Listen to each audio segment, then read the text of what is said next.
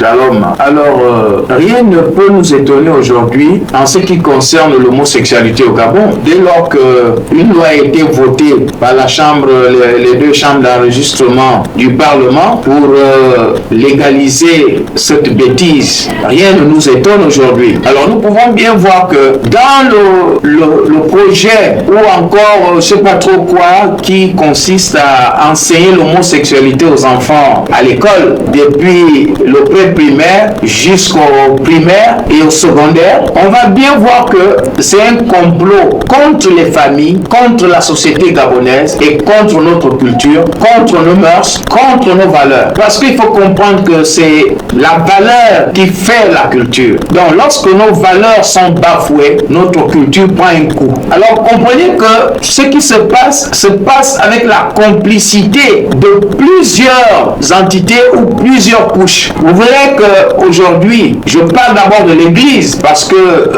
je suis de l'Église, je suis du clergé. Donc, l'Église, elle est muette. L'Église est muette, pourquoi? Parce qu'il y a des compromis. Or, lorsqu'on regarde bien le projet de l'enseignement de l'homosexualité ou même la légalisation de l'homosexualité, c'est l'Église qui est d'abord attaquée. C'est l'Église, parce que tout ce que Dieu nous enseigne est déjà bafoué. Donc, vous n'allez pas dissocier l'Église de ces mesures-là. Et c'est sur la base de ce que Dieu enseigne que notre culture se fonde et que nos valeurs se basent. Regardez ce qui se passe. On va apprendre aux enfants à se masturber. On va dire aux enfants que la relation sexuelle, c'est l'introduction du sexe dans soit le vagin ou l'anus. J'ai envie de savoir comment on peut traduire ça dans les écoles du village. Allez expliquer ça aux chefs de village, aux chefs de canton et à nos familles. Il faut expliquer ça. Et aujourd'hui, l'Église est dans les compromis. C'est pour ça que l'Église ne se lève pas, parce que l'Église est dans les compromis. Donc l'Église se dit, en se levant contre l'homosexualité,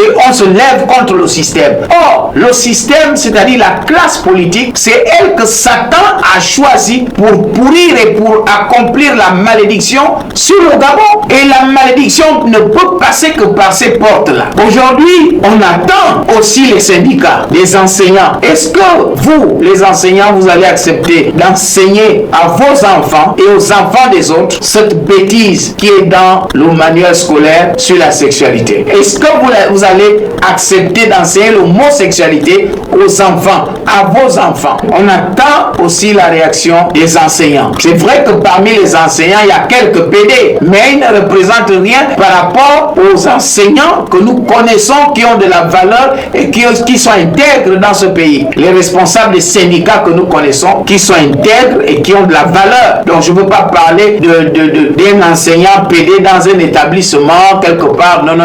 Là, il s'agit du syndicat des enseignants qui doit prendre les choses en main. L'autre côté aussi, c'est l'association des parents d'élèves. Ça aussi, elle a été inféodée. L'association des parents d'élèves, ça s'assimile aussi aux partis politiques qui ne disent rien. Les parents d'élèves aussi sont dans les compromis, puisque parmi les parents d'élèves, il y a des PD. Donc, naturellement, il y en a qui vont se désolidariser, mais ils sont toujours très infimes. Alors, les partis politiques, aucun parti politique ne peut se lever, parce que les partis politiques, tous ceux qui aspirent à la prise de pouvoir, il faut qu'ils fassent belle peau ou peau noble, c'est pas trop belle image vis-à-vis de la France. La France qui est dirigée, n'est-ce pas, par des gens qui sont partisans à la bêtise. Le mari de la grand-mère, vous voyez, le maître africain, suivez bien, le maître africain des colonies, des régions et des organisations nègres. Suivez ça bien. Maître africain des colonies, des régions et des organisations nègres. Donc, aujourd'hui, la nouvelle manière de bêtiser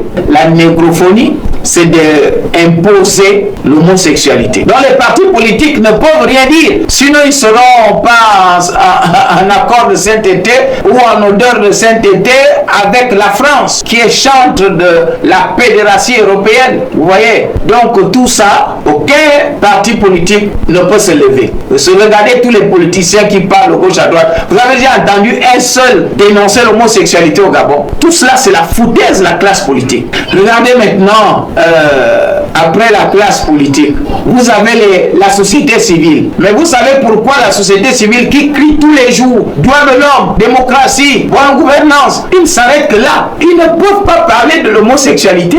Pourquoi? Parce que les financements de leurs organisations là viennent des PD. Les organisations qui financent les ONG qui crient droits de l'homme, bonne gouvernance, en fait, ils ont à leur tête aussi que des PD. Donc, s'ils dénoncent l'homosexualité, leurs subventions seront coupées. C'est pour ça qu'ils ne disent rien. Ils préfèrent se limiter à la démocratie, malgouvernance, tout ça là, mais ils ne peuvent pas s'attaquer à l'homosexualité qui pourtant est un problème sérieux des droits de l'homme au Gabon, parce que même l'UNICEF, qui soi-disant encore que l'ONU même étant un machin, donc c'est pas étonnant que l'UNICEF, UNESCO, tout ça soit aussi des machins. Vous voyez, l'UNICEF qui plaide ou quoi, qui dit l'enfance, tout ça là, protéger l'enfance. Où est l'enfance là? À partir du moment où on va apprendre à un enfant non seulement à se faire péder et à être pédé, où sont les droits de l'enfant? Où sont même les droits de l'homme? Parce que les droits de l'homme aussi, c'est pas à imposer aux autres ce qu'ils ne veulent pas. Vous bafouez nos droits de l'homme, nos droits humains,